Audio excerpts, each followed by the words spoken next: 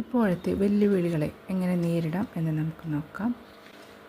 Bhairav dispelling fear and overcoming adversity. അതായത് ഭഗവാൻ ഭൈരവനെ പ്രാർത്ഥിച്ച് നിങ്ങളുടെ ജീവിതത്തിലുള്ള നെഗറ്റീവ് എനർജി ഒഴിവാക്കുന്നതിനും ശത്രുക്കളുടെ മേൽ വിജയം കൈവരിക്കുന്നതിനും സാധിക്കും എന്നാണ് പറയുന്നത്. ഇത് സ്പെസിഫിക്കായിട്ട് ഭഗവാൻ ഭൈരവനെ പറയുന്നത് മാത്രമല്ല, പൊതുവെ ഈശ്വരൻ എന്ന് മാത്രം മനസ്സിലാക്കിയാൽ മതി. എല്ലാ ഈശ്വരന്മാർക്കും നമ്മളെ പ്രൊട്ടക്റ്റ് ചെയ്യാനുള്ള കഴിവുണ്ട്. നിങ്ങൾ ആരെ വിശ്വസിക്കുന്നു അവരെ പ്രാർത്ഥിക്കുക.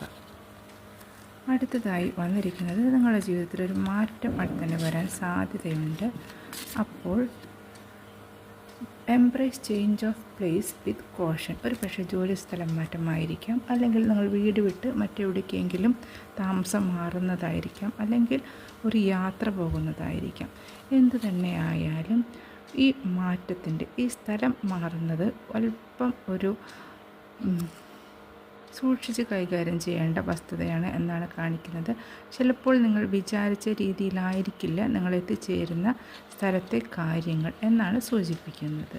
പക്ഷെ ഭയപ്പെടേണ്ട കാര്യമില്ല. ഈശ്വരനിൽ വിശ്വാസം അർപ്പിക്കുക, നമുക്ക് വിജയിക്കാൻ സാധിക്കും. അടുത്തതായി വന്നിരിക്കുന്നത് ഭോലേനാഥ് ബീയിങ് പൊളൈറ്റ് എന്നാണ്. അതായത് നിങ്ങളുടെ സംസാരം വളരെ പൊളൈറ്റായിരിക്കണം എന്നാണ്. ഒരു പക്ഷേ ഇത് കാണുന്നവർ കമ്മ്യൂണിക്കേഷൻ മേഖലയിൽ ജോലി ചെയ്യുന്നവരായിരിക്കാം. ഇതിൽ പറഞ്ഞിരിക്കുന്നത് പുതിയ അവസരങ്ങൾ നിങ്ങൾക്ക് വേണ്ടി കാത്തിരിക്കുന്നു, അതും കൂടുതൽ കമ്മ്യൂണിക്കേഷനുമായി കണക്റ്റഡ് ആണ്. അപ്പോൾ അതുകൊണ്ട് ഒരുപാട് പോസിബിലിറ്റീസ് ആ മേഖലയിൽ ഉണ്ടെന്നാണ് പറയുന്നത്. നിങ്ങളോട് വളരെ പൊളൈറ്റായിട്ട് മാത്രം വാക്കുകൾ സൂക്ഷിച്ച് ഉപയോഗിക്കാനാണ് പറയുന്നത്.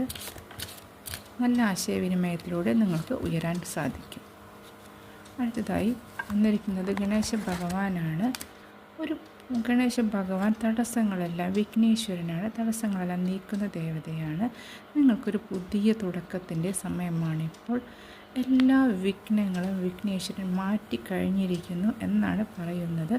നിങ്ങളുടെ മുന്നോട്ടുള്ള പാതയിൽ ഒരുപാട് തടസ്സങ്ങൾ നിങ്ങൾ ഇതുവരെ അനുഭവിച്ചിട്ടുണ്ടായിരിക്കും. എന്നാൽ ഈ നിമിഷത്തിൽ അതെല്ലാം ക്ലിയർ ആയിട്ടുണ്ട്. നിങ്ങൾക്ക് ധൈര്യമായി മുന്നോട്ട് പോകാൻ സാധിക്കും എന്നാണ് വിഘ്നേശ്വര ഭഗവാൻ പറയുന്നത്.